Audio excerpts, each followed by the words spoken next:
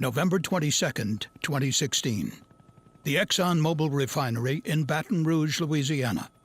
A fire erupted during maintenance activities, severely burning 4 workers. The fire occurred in the refinery's sulfuric acid alkylation unit. There, isobutane and olefins are converted into a major component of gasoline through a reaction involving sulfuric acid. On the day of the incident, 2 operators were preparing to put a spare isobutane pump into service. To do so, the operators needed to open the pump's inlet plug valve. That plug valve was operated manually. A hand wheel and a piece of equipment called a gearbox were connected to the valve by a support bracket.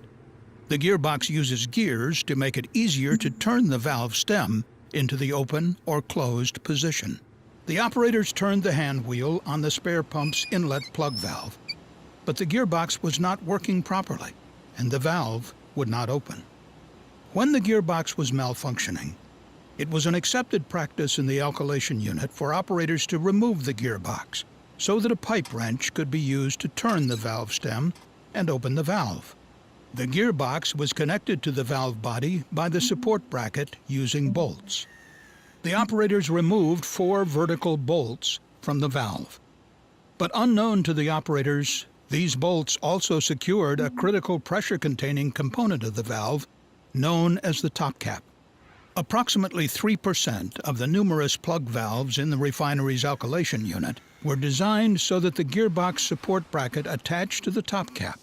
With this 30-plus-year-old design, removal of the gearbox support bracket can have catastrophic consequences. Approximately 97% of the valves were newer models with updated design that did not connect the gearbox support bracket to pressure-containing equipment, making it less likely to remove the incorrect bolts.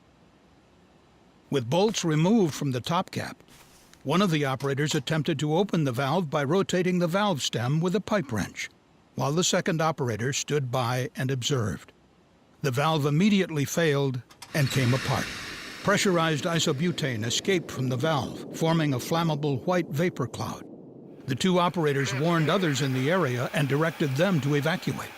Approximately 2,000 pounds of isobutane released to the atmosphere. The vapor cloud likely found an energized welding machine roughly 70 feet away from the initial release and ignited.